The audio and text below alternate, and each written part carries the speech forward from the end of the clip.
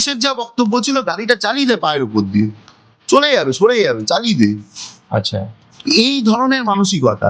তো সেই রাতে তো যারা ছিল আন্দোলনে ছিল, অভয়ের জন্য ছিল, ন্যায় বিচারের জন্য ছিল তো অবশ্যই, কিন্তু সবাই কি বামপন্থী ছিল? দফা এক দাবি এক, মুখ্যমন্ত্রী পদত্যাগ, ঠিক আছে। সেখানে সারা বাংলা উত্তাল। 14ই আগস্ট রাত্রে সবাই রাস্তায় নেমেছে, আন্দোলন করছে, মশাল জেলে আছে, রাত দখল করছে। রাত দখলে যে প্রথম যে পোস্টারটা তৈরি হয়েছিল, হাত পিছনে চাঁদ, কাস্তের মতো চাঁদা ছিল। হ্যাঁ। তো এখান থেকে মানুষের মনে এই কাস্তে হাতুড়ির এই যে কনসেপ্টটা ডেভেলপ করে গেল, যে এখান থেকে কোথাও গিয়ে রাজনীতিটা আস্তে আস্তে ঢুকে গেল। তো ওটাই প্রশ্ন, যে পানিহাটিতে তোমরা অভয়ের মায়ের বিরুদ্ধে প্রতিদ্বন্দ্বী দিলে, এটা কি মানে ঠিক হলো? রামকৃষ্ণদেব তার স্ত্রীকে পুজো করেছিলেন দেবী জ্ঞানী। তাও কি অপরাধীদেরকে সেফগার্ড করতে চাইছে, যারা অ্যাকচুয়ালি ভিকটিম, যারা শিকার হচ্ছে অপরাধে, তাদেরকে কোথাও কি দাগিয়ে দেওয়া। আজ একটা অদ্ভুত সময় দাঁড়িয়ে আছি। এর আগের যে পডকাস্টগুলো দেখেছেন সেগুলো কিন্তু ভোটের আগে হয়েছে। তো এই ধরনের পলিটিক্যাল পডকাস্টগুলো ভোটের আগেই পরপর করেছি, যেখানে বিভিন্ন আমাদের তরুণ প্রজন্মের রাজনৈতিকরা এসে আমাদের সাথে খোলামেলা গল্প করেছে, আড্ডা দিয়েছে। কিন্তু আজকে এমন একটা সিচুয়েশনে দাঁড়িয়ে আছি যেখানে ভোট তো হয়ে গেছে, কিন্তু আর এক দুটো রাত পোহালেই ভোটের রেজাল্ট বেরোবে, এবং এই বঙ্গের সিংহাসন কার দখলে যাচ্ছে সেটা আমরা জানতে পারবো। তো এই রকম সিচুয়েশনে দাঁড়িয়ে আজকে আমরা কথা বলবো আমাদেরই মতন এক তরুণ বামপন্থী নেতার সাথে, যিনি উত্তর কলকাতা ডিওয়াইএফআই এর সদস্য, দেবজ্যোতি কর। তো পরিচয় পর্ব সেরে নি দেবজ্যোতির সাথে। নমস্কার দেবজ্যোতি। নমস্কার। তোমাকে আমাদের চ্যানেল জাস্ট ফ্রম মাই এন্টারটেনমেন্টে অনেক স্বাগত। তোমাকেও অনেক অনেক ধন্যবাদ আমাকে ডাকার জন্য।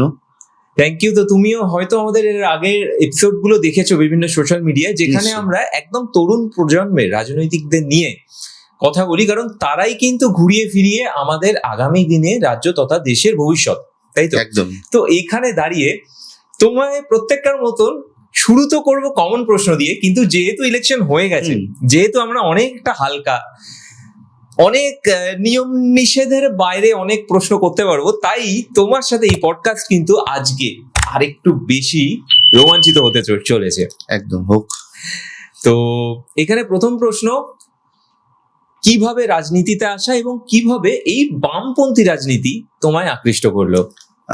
বিষয়টা হলো, আমার স্কুল লাইফটা মূলত আমার সুরেন্দ্র সরকারে আমার পড়াশোনা ছোটবেলা থেকে, একদম ক্লাস 5 থেকে শুরু করে উচ্চ মাধ্যমিক আমি ওই স্কুল থেকেই পাশ করি।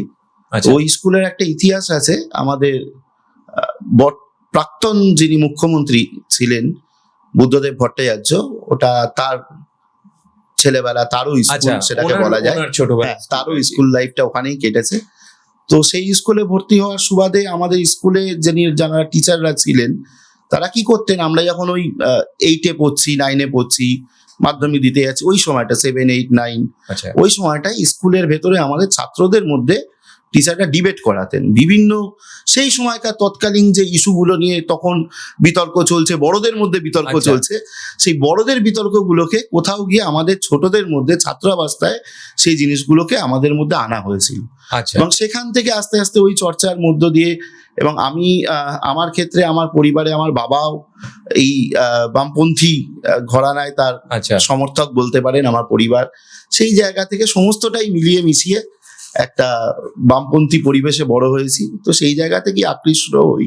পরবর্তীকালে তাদের নীতি, তাদের আদর্শ যখন আস্তে আস্তে আরো বুঝতে শিখি, প্রথমে তো আকৃষ্টটা হওয়া বাড়ির মধ্য দিয়ে, ফ্যামিলির মধ্য দিয়ে, কিংবা কোনো শিক্ষককে তার কথা শুনে ভাল লাগলো, এটা শুনে ভাল লাগলো, বা কোনো বিষয়ের ওপর ভাল লাগলো, সেই জায়গা থেকে। তার পরবর্তীকালে যখন নিজের মতো বুঝতে শুরু করলাম, বা আস্তে আস্তে নিজের বোধটা বাড়তে শুরু করলো, তখন সেই জায়গাটা থেকে আরো বিশ্বাস বামপন্থার প্রতি আমার জন্ম। কোনো জায়গায় গিয়ে মনে হয়নি যে বিভিন্ন বন্ধুরা, তারা তো বড় হয়ে সবাই যে বামপন্থী রাজনীতিতে এসছে এমন নয়, তো বড় হয়ে বিভিন্ন বন্ধুরা বিভিন্ন আদর্শে বিশ্বাসী হয়েছে, তো কখনো মনে হয়নি যে অন্য দিকটাও একটু ভেবে দেখি? না, কখনো মনে হয়নি, এই কারণে অন্য দিকটা আমি ভেবে দেখেছি বলেই কোনোদিন মনে হয়নি। কারণ আমি কোনোদিন ওই এটা করে দিয়েছে বা এটা কেউ বলে দিয়েছে বলে আমাকে এটা মেনে নিতে হবে, সেই জায়গা থেকে নয়। সবসময় রাজনীতির ক্ষেত্রে এটা প্রত্যেকের ক্ষেত্রেই প্রযোজ্য, আমার ক্ষেত্রে কেন, আপনি অন্য দলের যাকেই জিজ্ঞেস করুন, সে প্রত্যেকের ক্ষেত্রেই এটা প্রযোজ্য। কোনো একটা রাজনীতিতে আকৃষ্ট হতে গেলে বাকিদের সম্পর্কও তো আপনাকে জানতে হবে। আপনি যদি কারোর সম্বন্ধে না জেনে কোনো জায়গায় আকৃষ্ট হন, সেটা ক্রমশই আজকালকার দিনের যারা সরকার চালাচ্ছে দেশের, তাদের যারা ওই একটা ভক্ত বাহিনী তৈরি হয়, ওরকম ভক্ত বাহিনী তো আমাদের নয়। তো সেই জায়গা থেকে জেনে বুঝে স্টাডি করে ভালো লাগা খারাপ লাগার মধ্য দিয়ে আসা। আচ্ছা, তো কত সাল এটা যখন তুমি? আমি রাজনীতির সাথে বলে অনেকের ক্ষেত্রে আমি ছোটবেলা থেকে ছাত্র রাজনীতি সেইভাবে করিনি বলতে, কারণ এটা আমার হয়েছিল কি, আমি তো স্কুলে পড়াশোনার পরবর্তীকালে যখন 12 পাস করি, স্কুলে তো ছাত্র রাজনীতি ওইভাবে হয় না, করা যায় না, সেক্ষেত্রে ওই স্টুডেন্ট হেলথ হোমের সাথে আমি যুক্ত ছিলাম। আচ্ছা, 12 এর পর থেকে যখন আমি কলেজের দিকে শিফট করলাম, তখন আমি ম্যানেজমেন্টে আমি পড়াশোনা করতে, টেকনো ইন্ডিয়া আমার কলেজ ছিল, নেতাজি সুভাষ ইঞ্জিনিয়ারিং কলেজ। তো সেখানে একটা ওই অরাজনীতির পরিবেশ, একটা সেখানে ছাত্র সংসদ নির্বাচন নেই, কিছু নেই, সেই জায়গা থেকে আমি ছাত্র রাজনীতিটা করতে পারিনি। কিন্তু ওই ক্লাস 8 থেকে আমি অঞ্চলে পাড়ায় ডিএফআইটা করি। আচ্ছা, পাড়ায় যে রাজনীতি, পাড়ায় যে কাজ, মানুষের সাথে যে কাজ, সেই কাজে আমি যুক্ত। কিন্তু তার পরবর্তী সময় 2011 যে তোমাদের ক্ষেত্রে যে ভরাডুবি, তারপরে কোথাও গিয়ে তোমার মনে কোনোভাবে দাগ কাটেনি যে আগামী দিন কতটা কঠিন হতে চলেছে? বা রাজনীতিতে আপনিও এটা মানবেন, রাজনীতিতে তো সবসময় যে খুব মসৃণ রাস্তার মধ্যে দিয়ে আমাদের যেতে হবে তার তো কোনো মানে নেই। যেহেতু যুব বয়স, অল্প বয়স, ওই স্রোতের সঙ্গে গা ভাসানো কিংবা ওই হাওয়া যেদিকে বলছে সেদিকে ভেসে যাওয়া, তার বদলে মনে হয়েছে না স্রোতের বিপরীতেই থাকি। কারণ নিজের বিশ্বাস, নিজের আদর্শের প্রতি আমার একটা ভরসা সেই জায়গা থেকে আছে। তো সেই জায়গা থেকে ওই স্রোতের বিপরীতে থাকা, মানে আদর্শটাকে আঁকড়ে ধরা, সেটা জেনেই রাজনীতিতে থাকা, লড়ে যাওয়া। আচ্ছা, খুব ছোট্ট অনেকের মনে এই প্রশ্নটা থাকে, খুব এটা স্বাভাবিক প্রশ্ন। আমরা ছাত্র রাজনীতি, বামপন্থী ছাত্র রাজনীতি বলতে আমরা অনেক ক্ষেত্রে এসএফআই বুঝি। তো এসএফআই, ডিওয়াইএফআই, কোন জায়গায় এদেরকে পৃথক করা যায়? না, এটা অ্যাকচুয়ালি দুটো আলাদা ফ্রন্ট। বামপন্থী রাজনীতির ক্ষেত্রে কি হয়, আপনি ধরুন যে কোনো একটা বামপন্থী রাজনৈতিক দল, আমি আমার ক্ষেত্রে কমফোর্টেবল হবে বলে আমি ভারতের কমিউনিস্ট পার্টি মার্ক্সবাদীকে নিয়েই বলছি কথাটা। তো ভারতের কমিউনিস্ট পার্টি মার্ক্সবাদীর ক্ষেত্রে আপনি সরাসরি এটা করতে পারেন না যে আমি সরাসরি ভারতের মার্ক্সবাদী কমিউনিস্ট পার্টি করছি, সেটা নয়। আপনি ভারতের কমিউনিস্ট পার্টি মার্ক্সবাদী করছেন, কিন্তু তার সাথে সাথে আপনাকে কোনো না কোনো ফ্রন্টে আপনাকে যুক্ত থাকতে হবে। যেরকম ধরুন ছাত্র ফ্রন্টকে আমরা বলছি হচ্ছে SFI, student federation of India. সেরকমই যুব ফ্রন্ট, যেটা রাস্তায়, পাড়ায়, আপনার অঞ্চলে, আপনার মহল্লায় যুবদের নিয়ে গড়ে উঠেছে, সেটা হচ্ছে যুব ফ্রন্ট। সেটা হচ্ছে ভারতের গণতান্ত্রিক যুব ফেডারেশন, আমরা ডিএফআই বলছি। ঠিক সেরকমই রয়েছে মহিলা ফ্রন্ট, যেটাকে বলছি এইডবা, অল ইন্ডিয়া মহিলা সমিতি, যেটা সারা ভারত গণতান্ত্রিক মহিলা সমিতি। ঠিক সেরকম প্রত্যেকটা এরকম আলাদা আলাদা আলাদা ফ্রন্ট রয়েছে। বস্তি সংগঠনের ফ্রন্ট রয়েছে, ক্ষেত মজুর সংগঠনের ফ্রন্ট রয়েছে, মুটিয়া মজদুরের ফ্রন্ট রয়েছে। তুমি সেইভাবেই আমি পাড়ায় আমার ওই ডিএফআই থেকে একদম তোমার রাজনীতিতে প্রবেশ, একদম রাজনীতিতে ওইভাবে। সবে তো ইলেকশন গেল, খুব ডাইরেক্ট এবার প্রশ্নগুলো ঢুক। হ্যাঁ, একদম। 4 তারিখ কি হবে? 4 তারিখ কি হবে, এই প্রশ্নটা মানে আমি তোমায় যখন শুরু করছিলে, তুমি তো একটা ওই দিলে, তো তোমার চ্যানেলের পরিচয় দিলে, তারপর আমার পরিচয় দিলে, এবং তুমি বললে যে বাংলার সিংহাসনকে দখল করে। এখানেই হচ্ছে আমাদের সমস্যা। আমরা এখন যে মিডিয়া বলুন, সমস্ত কিছু বলুন, সবটাই কোথাও না কোথাও গিয়ে মানুষকে গুলিয়ে দেওয়ার চেষ্টা করছে। কোথায় গোলাচ্ছে আপনি একটু ঠান্ডা মাথায় ভেবে দেখবেন। লড়াইটা কি শুধুমাত্র নেতার সাথে নেতা? তা তো নয়। লড়াইটা কি শুভেন্দু অধিকারী ক্ষমতায় আসবে না মমতা ব্যানার্জি ক্ষমতায় থেকে যাবে, কিংবা কোনো একজন বামপন্থী কেউ এসে মুখ্যমন্ত্রী হবে, তার লড়াই নয়। কিন্তু লড়াইটা নীতির লড়াই। আগামী সরকার, যে সরকারটা প্রতিষ্ঠিত হয়, সে কি নীতি নিয়ে চলবে, তার কর্মসংস্থানের নীতি কি হবে, শিল্পায়নের নীতি কি হবে, এটার লড়াই।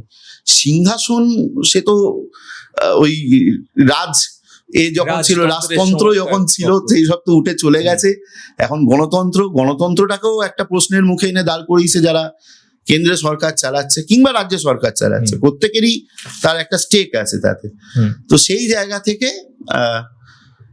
4 তারিখে আর যাই হোক না কেন, মানে আমাকে যদি তুমি ব্যক্তিগতভাবে বলো, আমি চাই 4 তারিখ যারা পরিযায়ী শ্রমিক রয়েছে আমাদের রাজ্যের ছেলেমেয়েরা, পরিযায়ী শ্রমিক মানে আমি শ্রমিক বলতে আপনারা যেটাকে এক কথায় ভেবে নেন যে ওই মাঠে ঘাটে কলকারখানায় কাজ করছে, তারা তো অবশ্যই শ্রমিক, কিন্তু তার সাথে হোয়াইট কলার শ্রমিক যারা পড়াশোনা করে ব্যাঙ্গালোরে চলে যাচ্ছে, পুনেতে চলে যাচ্ছে, কলকাতায় বৃদ্ধ বাবা মা, তারা ফিরে আসুক আমার রাজ্যে কাজ পাক।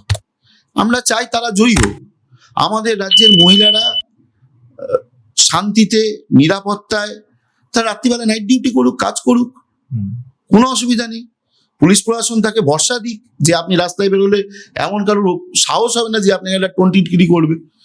সেই জায়গাটা আমরা বলছি যে মানুষের জয় হোক, বাকি রাজনীতি চাইছো কোথাও গিয়ে, যেটা বুদ্ধদেব ভট্টাচার্য চেয়েছিলেন লাস্টে গিয়ে, যে শিল্প আসুক, মানুষের কর্মসংস্থানের ওপর জোর দেওয়া। তারপরে যে টপিকে তুমি ঢুকলে, যে নারী সুরক্ষা বা মহিলাদের সুরক্ষা, বিভিন্ন সময় বিভিন্ন জায়গায় দেখেছি, ভারতবর্ষের বিভিন্ন স্টেটেই তথা পশ্চিমবাংলাতেও নারীদের ওপর অত্যাচার তো হয়েছে, ঠিক আছে, এবং এটা মানে ইতিহাস এর বিভিন্ন ভাবে সাক্ষী রয়েছে। অতীতেও 34 বছরের বামপন্থী রাজত্বকালেও তো এই জিনিস ঘটে, একদম, সেটা তুমি আমাদের বানতলার ঘটনাও বলো বা অন্য যে ঘটনা বলো, বিভিন্ন সময় সিবিআই এর তদন্ত হয়েছে, বিভিন্ন অত্যাচার, বিভিন্ন অনেক কিছুই হয়েছে।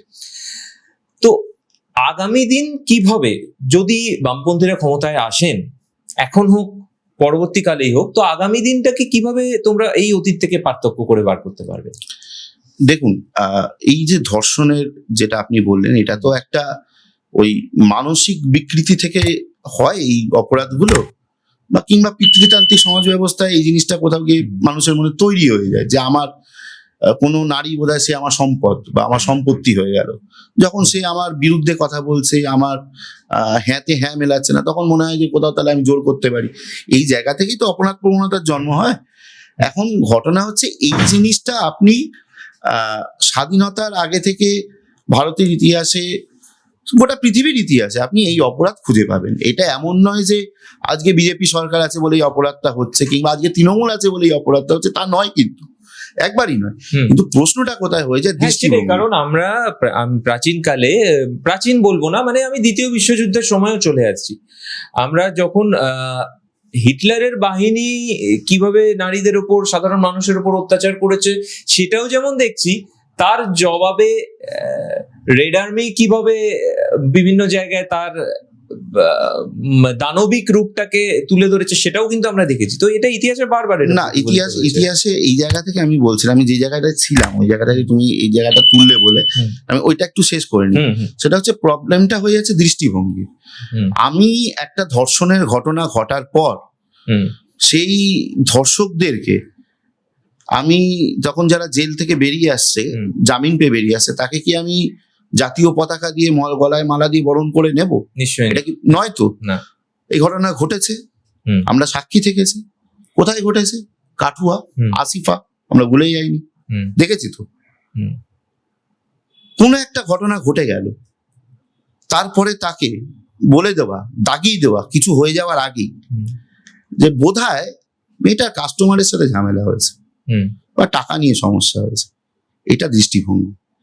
মানে আমার দৃষ্টিভঙ্গিটা কি হবে, সরকারের দৃষ্টিভঙ্গিটা কি হবে, তার উপরেও কিন্তু এই অপরাধগুলো বাড়বে কি কমবে সেটা কিন্তু নির্ভর করে। মানে তুমি কোথাও গিয়ে বলছো অপরাধীর দৃষ্টিভঙ্গির সাথে সরকারের দৃষ্টিভঙ্গি কোথাও গিয়ে এক হয়ে যাচ্ছে। মানে কোথাও গিয়ে অপরাধীদেরকে সেফগার্ড করতে চাইছে, যারা অ্যাকচুয়ালি ভিকটিম, যারা শিকার হচ্ছে অপরাধে, তাদেরকে কোথাও গিয়ে দাগিয়ে দেওয়া হচ্ছে। মানে এই পার্থক্যটা থাকা, এই পার্থক্যটা অবশ্যই থাকা উচিত, 100 বার থাকা উচিত। কিন্তু এই ঘটনাগুলো মানে এমন নয় যে এখন ঘটছে, এই ঘটনা আগেও ঘটেছে, এই ঘটনা পরেও ঘটতে পারে। কিন্তু আমাকে সরকার পরিচালনা যখন আমি দায়িত্বে যাব, আমি যখন সেই গুরু দায়িত্বটা মাথায় নেব, তখন আমার দৃষ্টিভঙ্গিটা কিন্তু সেই জায়গায় দৃঢ় রাখতে হবে, দৃঢ় অবস্থান, একদম দৃঢ় অবস্থান নিতে হবে। এইটা মাথায় রাখতে হবে। বারবার বিতর্কে উঠে এসেছে এই আমাদের এই বিধানসভা নির্বাচনের আগে। একটা টাইমে তো আমরা দেখেছি যে অভয়ার ঘটনাকে কেন্দ্র করে বাংলা, ভারত তথা সারা বিশ্বে আলোচিত হয়েছে, এই ঘটনা উত্তাল হয়েছে। তো এখানে দাঁড়িয়ে কখনো বিরোধীরা বলেছে যে আন্দোলনটাকে কোনো রাজনৈতিক দল ছিনিয়ে নেওয়ার চেষ্টা করেছে, কেউ বলেছে আমার আন্দোলন, কেউ বলেছে অপরের আন্দোলন। তো এই জায়গাটাকে তুমি কিভাবে ব্যাখ্যা করবে? আর এর অ্যাডিশনাল প্রশ্ন যে তুমি অভয়ার মায়ের এই নির্বাচনে অংশগ্রহণ করাকে কিভাবে তুমি বা তোমরা দেখছো? দেখুন, অভয়ার মা ব্যক্তিগতভাবে তো একজন একটা ইন্ডিপেন্ডেন্ট মানুষ, এখন তার এটা গণতান্ত্রিক অধিকার, এই নিয়ে কোনো কথা বলার জায়গাই নেই। কারণ তার ইচ্ছে, সে একজন অ্যাডাল্ট, সে জানে, সে সবটা বোঝে, তার ইচ্ছে সে কি করবে, সেই ব্যাপারে আমাদের কিচ্ছু বলার নেই। কিন্তু তার সাথে সাথে এটাও কথা, এই অভয়ার মা যে 50টা প্রশ্ন সিবিআই কে করেছিল, সেই প্রশ্নগুলো কি মিথ্যে হয়ে যাচ্ছে না তো? আজকে সিবিআই, ইডি, এই যে এত নাম করা, এত সুন্দর তাদের চাকচিক্য, এত তাদের গরিমা, তো এই সংস্থাগুলো কি করলো? আলটিমেট দিনের শেষে গিয়ে এটাই হলো, যা রাজ্য সরকার সেদিন বলেছিল, ওই প্রথম দিন ওই একজনকে গ্রেপ্তার করার পর সিবিআই কিন্তু তারপরে ওই এতগুলো বছর পরে ওই ঘটনাটাকে আলটিমেট সিলমোহর দিচ্ছে, আর তো নতুন কারোর নাম আনছে না। তদন্তটা কি এগোচ্ছে না তো। আজকে আপনি বলুন না, এই যে আজিকরের ঘটনার পরবর্তীকালে অভয়ার মা, কাকিমার কথা বলছি, তিনি তো চেয়েছিলেন প্রধানমন্ত্রীর সাথে দেখা করতে, তিনি তো চেয়েছিলেন স্বরাষ্ট্রমন্ত্রীর সাথে দেখা করতে, সময় দিল না কেন? এই উত্তর তো বিজেপিকে দিত। আপনি বলুন, আপনি একজন ভারতের নাগরিক, আপনার বাড়িতে যদি কোনো ঘটনা ঘটে যায়, তাহলে বিচার পেতে গেলে কি আপনাকে আগে বিজেপি হতে হবে? আমার সোজা প্রশ্ন। আমি যদি বিজেপি না করি, তাহলে কি আমার বিচার পাওয়ার অধিকার নেই? সেই জন্য কি হাতরাসের মেয়েটা অধিকার পাইনি বিচারে? এটা তো বলতে হবে। হ্যাঁ, কিন্তু সেইখানে আন্দোলনের ক্ষেত্রে তোমার ওই দ্বিতীয় পার্টটায় আমি আসি, না ওই জায়গাটা বাদ হয়ে যাচ্ছে। আন্দোলনের ক্ষেত্রে যেটা তুমি বলছিলে, সেদিনকে যখন গাড়ি আটকানোর ঘটনা ঘটে, তুমি মনে করে দেখো, সেদিনকে বুদ্ধদেব ভট্টাচার্যের শেষকৃত্য, এনআরএসে আমাদের সমস্ত নেতৃত্ব রয়েছে, ছাত্র যুব নেতৃত্বরা রয়েছে, পার্টি নেতৃত্ব যেমন রয়েছে। সেই সময় খবর আসে আমাদের কাছে, মীনাক্ষী দি, কলতান দা ওরা ছিলেন, ওরা খবর পেয়ে ওখান থেকে মুভ করে। যেহেতু আমরা স্থানীয় লোক, আমরা, আপনি জানেন আমি ওই টালা অঞ্চলেরই বাসিন্দা, হ্যাঁ, তো যেহেতু আমরা স্থানীয় লোক এবং আমরা সংগঠনের সাথে যুক্ত, সেই সূত্রে আমাকেও ওখানে পৌঁছাতে হয়েছিল। আমরা কিন্তু যখন গাড়িটা আটকাই, আপনি বিশ্বাস করবেন না, আমরা কিন্তু কেউ জানি না মেয়েটার পরিবার বিজেপির পরিবার, না তৃণমূলের পরিবার, না সিপিএম এর পরিবার, না কারুর পরিবার। এটা দেখাটাও আমার কাছে মনে হয় একটা মানে ওই পাশবিক চিন্তা ভাবনা। আমরা তো সেই চিন্তা করে যাইনি, আমরা যাইনি। বিশ্বাস করুন, যখন গাড়িটা আসছে আমরা ঝাঁপিয়ে পড়ি। পুলিশের বক্তব্য ছিল, এখনো আমার কানে বাজে, আমার সেই সময় লাইভ রয়েছে ভিডিও আমার নিজের অ্যাকাউন্ট দিয়ে, সেটা প্রায় 1,00,000-এর ওপর ভিউ হয়েছে। তারপরে বিভিন্নভাবে আমাকে সেন্সার করা হয়েছে সোশ্যাল মিডিয়ায়। যাই হোক, পুলিশের যা বক্তব্য ছিল, গাড়িটা চালিয়ে দে, পায়ের উপর দিয়ে চলে যাবে, সরে যাবে, চালিয়ে দে। আচ্ছা, এই ধরনের মানসিকতা, দেহটাকে নিয়ে কোনো রকমে পালিয়ে যাও, কেন এত তাড়াহুড়ো? এই প্রশ্নটা প্রত্যেকের মনে আসবে না? কেন এত তাড়াহুড়ো, কিসের এত তাড়াহুড়ো? মানুষটা তো মরে গেছে, তার পোস্টমর্টেম হয়ে গেছে, তার পরবর্তীকালে পরিবার হাতে দেহ যাবে, পরিবার সেই দেহ রাখতে পারে। যেরকম সাধারণ আমাদের বাড়িতে বা কারুর বাড়িতে কেউ যদি মারা যান, তার দেহ রাখা হয়, কারণ তার আত্মীয় স্বজন অনেক দূরে থাকে, আসবে, শেষ দেখা দেখবে। তাহলে কি এমন তাড়াহুড়ো করলো, পরিবারকে কার্যত অন্ধকারে রেখে ওরকম ভাবে করিডোর করে নিয়ে গিয়ে পানিহাটিয়ে শ্মশানে নিয়ে গেল? শুধু তাই নয়, আপনি সেদিনের ঘটনা দেখুন, শ্মশানের ভেতরে, আপনি জানেন সরকারি শ্মশান, 3টে ডেড বডি, তারপরে 4র্থ নম্বর হচ্ছে অভয়া। ওই 3টে ডেড বডিকে পার করে ওখানকার কাউন্সিলর তার সৎকারের ব্যবস্থাটা করে দিলেন। কেন করলেন? কিসের জন্য করলেন? এত তাড়াহুড়ো কি প্রয়োজন ছিল? এগুলো তো বলতে হবে। আজকে দাঁড়িয়ে, সেই সময় দাঁড়িয়ে, এই যে বিজেপির কথা বলছিলেন না, ওই সময় দাঁড়িয়ে আপনি একটু নেটে দেখবেন, সার্চ করে, আরএসএস এর একটা পত্রিকা আছে বাংলায়, স্বস্তিকা তার নাম, ইংলিশে একটা চলে, ওদের অর্গানাইজার বলে আছে, স্বস্তিকাও আছে। স্বস্তিকায় আরএসএস বিবৃতি দেয়, মোহন ভাগবতের বিবৃতি, আর্যিকর ঘটনা প্রসঙ্গে রাজ্য সরকার যা পদক্ষেপ নেবে, আরএসএস তাকে সমর্থন জানাবে।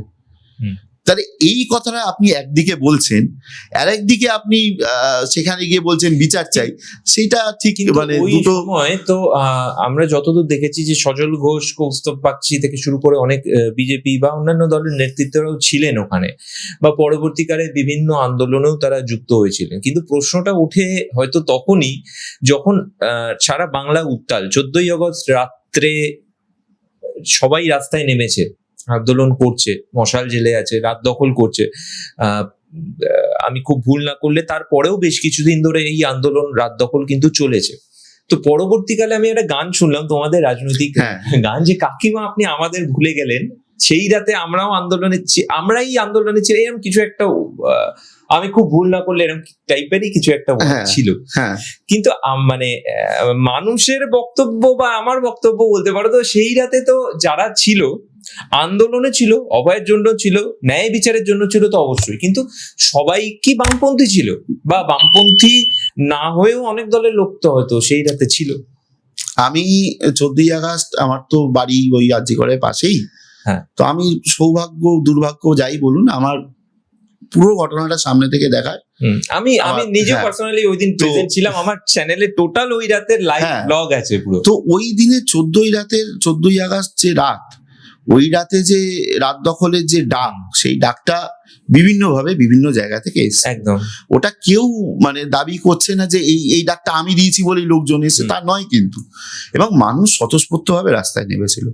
মানে আমার চোখে দেখা, আপনাকে আমি বলছি, আমার অঞ্চলের বহু তৃণমূল সমর্থক তারা রাস্তায় নেমেছিলেন, বহু বিজেপি সমর্থক তিনি রাস্তায় নেমেছিলেন, বামপন্থীরা তো ছিলই। মানে সেক্ষেত্রে আপনি কোন রাজনৈতিক রং দিয়ে জিনিসটা জাতি ধর্ম পার্টি বিচার করতে পারবেন। একদম একদম একদম সমস্তটা। ওই যে মোহনবাগান ইস্ট বেঙ্গল এক হয়ে অবহার হয়ে লড়াই করা, একজন ওই মোহনবাগান জার্সি পরে ভিজে রয়েছে, তার কাঁধে একজন ইস্ট বেঙ্গল জার্সি পরে দাঁড়িয়ে রয়েছে, এটা তো অদ্ভুত চিত্র আমাদের এখানে।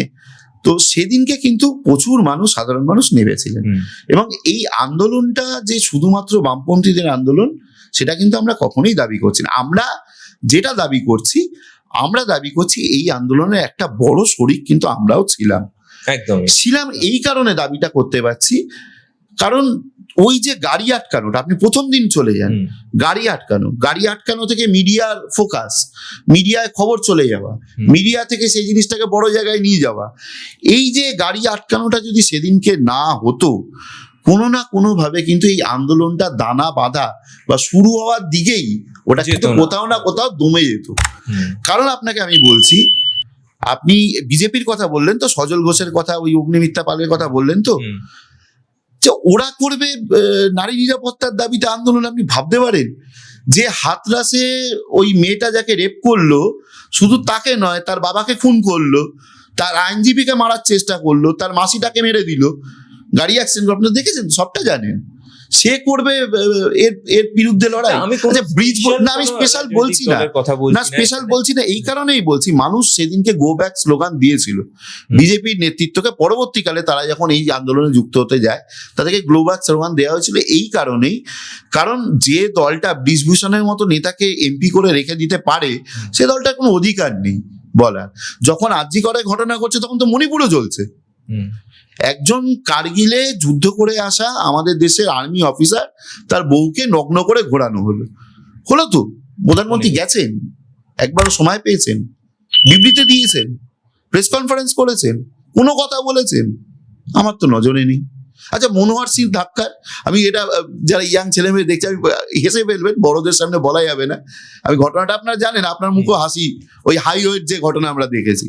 তা এরা করবে লড়াই, এরা করবেন মহিলা নিরাপত্তা, নারী নিরাপত্তার ঘটনাগুলো, মানে কোনো অবশ্যই প্রত্যেকটাই দুঃখজনক ঘটনা, এবং এখানে ডিফেন্ড করার মতন জায়গা খুব একটা নেই, বা সেই দলের রাজনৈতিক কর্মীর দায়িত্ব সেই ঘটনাটাকে ডিফেন্ড করা। বাট আমার প্রশ্নটা হচ্ছে যে এখানে আন্দোলনটায় যখন সবাই ছিল, তো এখানে কিছু কিছু মানুষের প্রশ্ন, যেমন ধরো তোমার একটা ছোট এক্সাম্পল দিচ্ছি, যে ধরো রাত দখলে যে প্রথম যে পোস্টারটা তৈরি হয়েছিল, হাত পেছনে চাঁদ, কাস্তের মতো চাঁদটা ছিল। হ্যাঁ, তো এখান থেকে মানুষের মনে এই কাস্তে হাতুড়ির এই যে কনসেপ্টটা ডেভেলপ করে গেল, যে এখান থেকে কোথাও গিয়ে রাজনীতিটা আস্তে আস্তে ঢুকে গেল। নাম্বার 2, যেটা যে যেটা আমার এখানে বসে বা আমি অন্য জায়গাতেও আমার সব রকম দলের বন্ধু রয়েছেন, তো সকল সাধারণ মানুষ বলো আর এই বলো সকলেরই এই প্রশ্নটাও যে কোথাও গিয়ে প্রথম দিকে কোনো একটি রাজনৈতিক দল তারা তুলেছিল একটি ইস্যু, আমি কারোরই নাম বলছি না এখানে, যে দফা 1 দাবি 1 মুখ্যমন্ত্রী পদত্যাগ, ঠিক আছে? সেখান থেকে তোমরা তারপর সরে এলে স্বাস্থ্য সচিব বা অন্যান্য পদমর্যাদার বিভিন্ন সরকারি অফিসারদের পদত্যাগ বা বদলি ট্রান্সফার ইত্যাদি চেয়ে। তো এখানে বিরোধীরা বলছে যে এটা হচ্ছে সম্পূর্ণ ইন্ডি জোটের জন্য, যে তোমাদেরই সাথে ইন্ডি জোটে সেন্ট্রালে এই রুলিং পার্টির যেহেতু জোট রয়েছে সেহেতু তোমরা ওই দাবি থেকে সরে এলে। আর সেখানে তার এইটার এগেনস্টে আর একটি রাজনৈতিক দল বলছে দেখো আমরা কিন্তু স্টিক ছিলাম, আমরা কি চাই। এইখানে কোনটা ঠিক বা এই কোয়েশ্চেনটা কি? না, ওদিনকে যে ঘটনার পরিপ্রেক্ষিতে আপনি বলছেন যে দফা 1 দাবি 1, এই স্লোগানটা মূলত কিন্তু বিজেপিরও স্লোগান নয়, বা যাদের কথা আপনি বলছেন ওদেরও স্লোগান না, বা আমাদের কারোর পেটেন্ট স্লোগান নয়। আচ্ছা, এই স্লোগানটা এসেছিল শেখ হাসিনার বিরুদ্ধে বাংলাদেশে যে আন্দোলন, ওখানকার স্লোগান। ওই স্লোগানটা ওপার বাংলা পেরিয়ে এপার বাংলায় আসে, তো সেই স্লোগানটাকে ওরা দেয়। এখন আপনি একটু ঠান্ডা মাথায় ভেবে দেখুন, মুখ্যমন্ত্রীর নাম মমতা বন্দ্যোপাধ্যায়, স্বাস্থ্যমন্ত্রী কি আলাদা? স্বাস্থ্যমন্ত্রীর নামও তো মমতা বন্দ্যোপাধ্যায়। আমি তো বলছি মমতা বন্দ্যোপাধ্যায় পদক্ষেপ চাই, স্বাস্থ্যমন্ত্রী পদত্যাগ চাই। স্বাস্থ্য সচিব ছিল, স্বাস্থ্যমন্ত্রীও ছিল, স্বাস্থ্যমন্ত্রী, স্বাস্থ্য সচিব। কারণ এই ঘটনাটা আমরা সাধারণ দর্শনের ঘটনার থেকে অনেকটা আলাদা করে দেখেছি আমাদের দৃষ্টিভঙ্গি থেকে। সাধারণ আপনি প্রত্যেকটা ধর্ষণের ঘটনার সঙ্গে আরজিকরকে মেলাতে পারবেন না। কেন মেলাতে পারবেন না আমি আপনাকে বলছি। তার থেকে সব থেকে কঠিন জায়গাটা বিষয়টা হয়ে যাচ্ছে, ঘটনাটা যেটা ঘটছে হার্ট অফ ক্যালকাটা, পুরনো কলকাতার একটা হৃদয়, আরজিকরের মতো হসপিটাল, সরকারি হাসপাতাল, এত মানুষ প্রতিদিন দিন রাত ওখানে যাতায়াত করছে। ওই হসপিটালের ভেতরে কর্তব্যরত অবস্থায় একজন চিকিৎসককে ধর্ষিত হতে হবে, এটা ভাবনা চিন্তার বাইরে। এটা কোনো অজ গ্রাম নয়, কোনো পুকুর ধার নয়, কোনো অন্ধকার পরিত্যক্ত কারখানা নয়, বা কোনো ওই পরিত্যক্ত ওই বিল্ডিং এর জঙ্গল কোনো একটা জায়গা তা নয়, তো হার্ট অফ কলকাতা। এই জায়গা থেকে কিন্তু আরজিকরের ঘটনাটা বাকি ঘটনাগুলোর থেকে সম্পূর্ণ আলাদা করে দেয় এই জায়গা থেকে। তো যাই হোক, এই নিয়ে বিতর্ক তো চলতেই থাকবে। অবশ্যই আমাদের কাছে আরজিকরের ঘটনা অত্যন্ত দুঃখজনক, যা সারা বিশ্ববাসীকে মর্মাহত করেছে। এবার আমরা কেউই জানি না এর হয়তো যেরম ভাবেই হোক এর প্রভাব হয়তো 2026-এর এই নির্বাচনে পড়বে। তো সেটা হয়তো আমরা আর কিছু ঘন্টা পর আমরা বুঝতে পারবো কতটা পড়েছে, কি পড়েছে না পড়েছে। সেটা তোমাদের কাছে এটা একটা শিক্ষার, সাধারণ মানুষ, বিরোধী পক্ষ, রুলিং পার্টি সকলের কাছে এই ব্যাপারটা একটা শিক্ষা।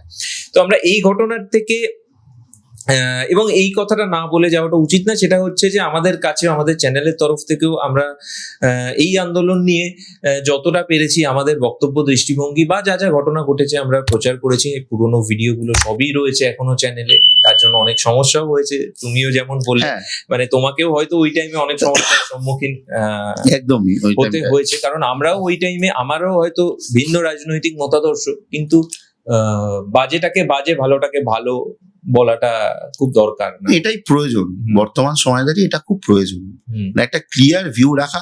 এবং বিশেষ করে আমরা তো প্রত্যেকেই একদম ইয়াং জেনারেশনের মধ্যে, কিংবা তার থেকে একটু ওপরের দিকে আমাদের পরবর্তী জেনারেশন তৈরি হচ্ছে। আমাদেরকে এই আমাদের অন্তত আমাদের বয়সী যারা ছেলে মেয়ে, তাদেরকে কিন্তু এই জিনিসটা মানতেই হবে, কোথাও না কোথাও গিয়ে এই জিনিসটা রাখা উচিত। একটা প্রশ্ন না করলেই নয়, কারণ এই চ্যালেঞ্জটা আমাকে একজন, আমি নাম বলেই বলছি, বিজেপিরই একজন, তার পডকাস্ট আমি করেছি, আছে, তিনি করে গেছেন এই প্রশ্নটা, যে অভয়ের জন্য যদি আন্দোলন হয় তাহলে অভয়ের মায়ের দুঃখটার থেকে তো আর কারো দুঃখ বড় হতে পারে না। সে যখন নির্বাচনে দাঁড়াচ্ছেন, তাহলে এটা কি উচিত হতো না যে বামপন্থীরা, আমি ওইখানে আমি কোনো ক্যান্ডিডেট দিতাম না, আমি সাপোর্ট করতাম, এরম একটা চ্যালেঞ্জ উনি ছেড়ে গেছিলেন এখানে।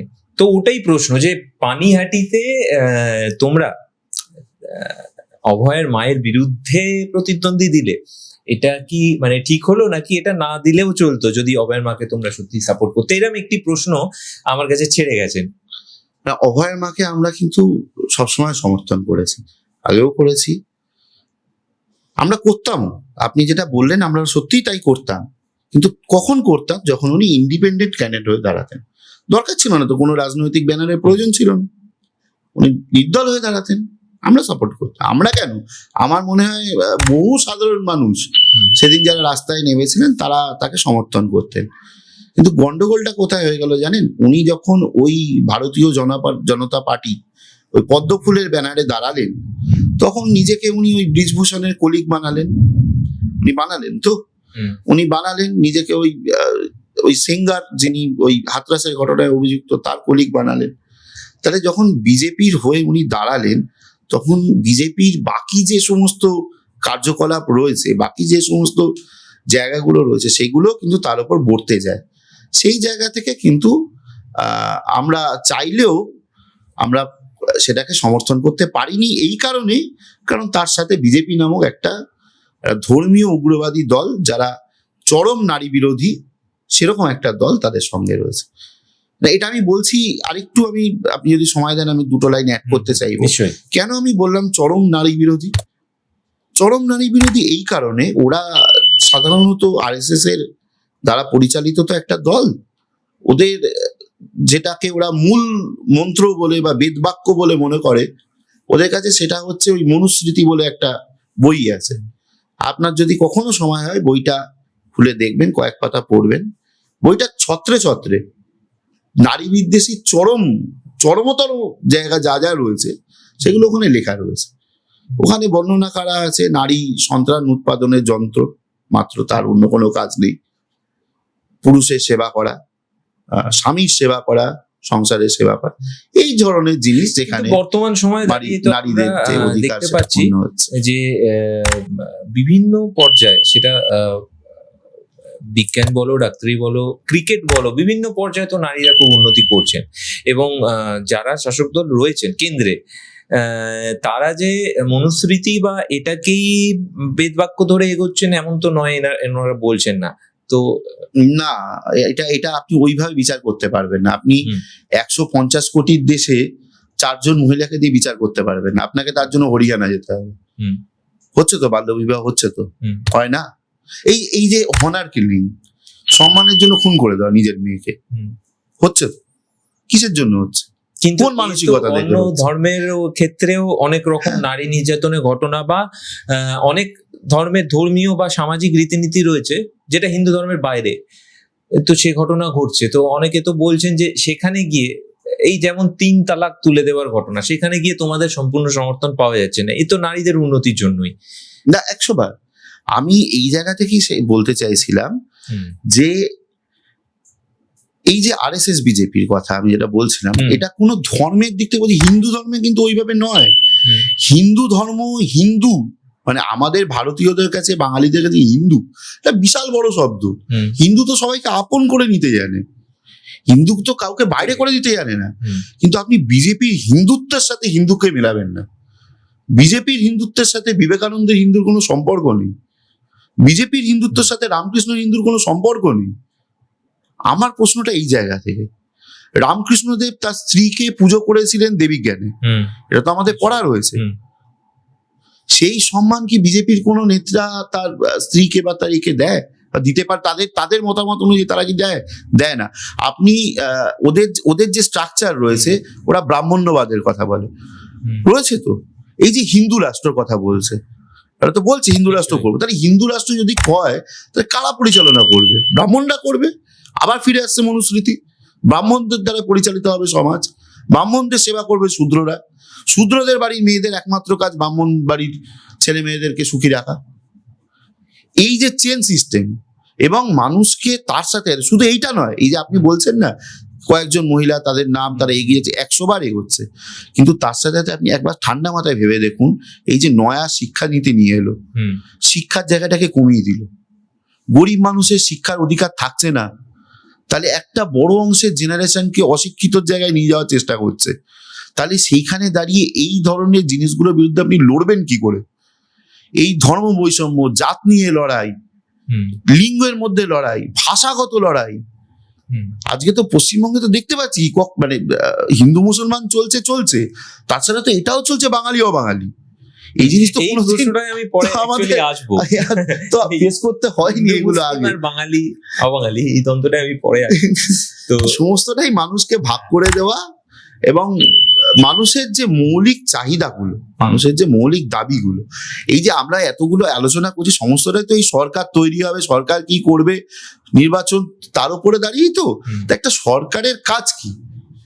সরকার সাধারণভাবে একটা মোটা মাথা, আমি বলবো না মাথায় হেভি বুঝি, মোটা মাথায় যেটুকু বুঝি, একটা সরকারের কাজ হচ্ছে তার দেশের ছেলে মেয়েদের শিক্ষাটাকে সুনিশ্চিত করা, তার খাদ্যের ব্যবস্থা করা, তার বাসস্থানের ব্যবস্থা করা, তার কর্মসংস্থানের ব্যবস্থাটুকু করে দেওয়া, স্বাস্থ্যর মিনিমাম যে সাপোর্টটুকু, সেই সাপোর্টটুকু তাকে দেওয়া। এই তো সামান্য কাজ, এর বাইরে তো কিছু নয়। সরকারের কাজ তো হিন্দু মুসলিম মন্দির মসজিদ তৈরি করা নয়। যাই হোক, আমি পুরনো আলোচনায় আমি ফিরে আসছি। সেটা হচ্ছে যে মানে তুমি এই কারণে বলছো অভয়ের মার সাথে তোমরা প্রতিদ্বন্দ্বী দিচ্ছ তার বিরুদ্ধে, কারণ তিনি একটি বিশেষ রাজনৈতিক দলকে রিপ্রেজেন্ট হয়ে গেছেন। যেমন আমরা অতীতেও কিন্তু এই ঘটনা দেখেছি, যেমন রিজওয়ানুর রহমান, তার ভাই রূপবানুর রহমান ভোটে দাঁড়িয়েছেন, জিতেছেন, বা তামান্নার মাও ভোটে দাঁড়িয়েছে। একদম। তো এক্ষেত্রে রিজানুরের ক্ষেত্রে যেটা আপনাকে বলতে চাইবো সেটা হচ্ছে, আপনি মনে করে দেখুন, রিজানুরের ঘটনা, খুন যখন হলো, প্রিয়াঙ্কা টোরি মেয়েটির নাম, তার বাবার বিরুদ্ধে মূলত অভিযোগ ছিল তাকে খুন করে দেওয়ার, কারণ এটা ওই অর্থনৈতিক বৈষম্য, এখানেও কিন্তু অর্থনৈতিক বৈষম্য এগুলো আছে, বৈষম্য বাদ দিয়ে কিছু নেই। তো সেই জায়গা থেকেই কিন্তু এই জায়গা। তো কি হলো, আলটিমেট কি হলো, ছেলেটা মারা গেল। তদন্তর নামে কি হলো কেউ জানি না, আমরা কেউ জানি না, কিন্তু আপনিও জানেন না, আমিও জানি না। ওই রূপবানু সে মন্ত্রী হলো, আর ওই যার বিরুদ্ধে অভিযোগ ছিল খুনের, সেও ওই দলের একটা বড় জায়গায় নেতা হয়ে বসে রইল। তাহলে যাকে খুন করলো সেও ওই দলে, মানে যে খুন করলো সেও ওই দলে দাঁড়িয়ে বিচারের পরিবর্তন একই দল। তো এটা একটা প্রহসনের জায়গায় চলে। আর তামান্নার ক্ষেত্রে আমি বলছি, তামান্নার মায়ের ক্ষেত্রে আর অভয়ের মায়ের ক্ষেত্রে ভোটে দাঁড়ানোর বিষয়, আমি যখন অভয়ের মাকে বলছি, উনি তো ইন্ডিপেন্ডেন্ট দাঁড়াতে পারতেন। আপনি তো আমাকে বলতে পারেন, আপনি তামান্নাকেও বলতে পারতেন ইন্ডিপেন্ডেন্ট দাঁড়াতে পারতেন, কেন বললেন না? কেন আপনি সিপিএম এর হয়ে দাঁড় করেন? বলতেই পারেন। তো আপনার জায়গা থেকে আমি এই উত্তরটা দিই, কারণ এটা আমার খুব মানে না দিতে পারলে আমার নিজেরই খারাপ লাগবে। সেটা হচ্ছে, এটা দুটোকে বিষয়কে গুলি দেওয়া যাবে না। তামান্নাকে কেন খুন হতে হলো?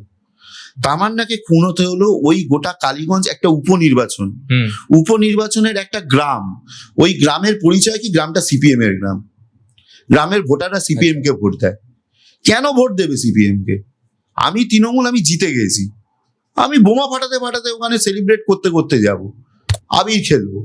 ওই গানটা তো, যেই জিনিসটা আমরা বিজেপির দেখি, আমি নাম নিয়ে বলছি, ধরুন একটা কোনো ধর্মীয় মিছিল যাচ্ছে, অন্য কোনো সম্প্রদায় সেখানে মন্দির বা মসজিদ রয়েছে, ওখানে ডিজে সাউন্ডটা একটু বাড়িয়ে দেওয়া হয় হয়তো, বা কোনো আপনি ওসব বাদ দিন, আপনি একটা ক্লাবে আপনি যুক্ত, আপনার একটা কম্পিটিটর ক্লাব, আপনি সেই ক্লাবের যখন যাচ্ছেন, আপনি ভলিউমটা বাড়িয়ে দিচ্ছেন, ঢাকের তালটা একটু বেড়ে যাচ্ছে, কিংবা হাত পা নাড়ানোটা বেড়ে যাচ্ছে। এই যে ঔদ্ধত্য, তৃণমূল ঔদ্ধত্যটা দেখাতে গিয়ে ওখানে যে বোমাবাজি করলো, ওই বোমাবাজির জন্য মেয়েটাকে মারা যেতে হলো। তাহলে মেয়েটার মারা যাওয়ার কারণ কি? মেয়েটার পরিবার সিপিএম কে ভোট দিয়েছে, কেন সিপিএম কে ভোট দেবে? তাই মরতে হবে। তাহলে সিপিএম কে ভোট দেওয়ার জন্য যার পরিবারের মেয়েকে মরে যেতে হয়, সে যদি লড়াই করে লাল ঝান্ডা নিয়ে, কি অন্যায়টা কোথায়? তাহলে তো লাল ঝান্ডা নিয়ে লড়তে হবে।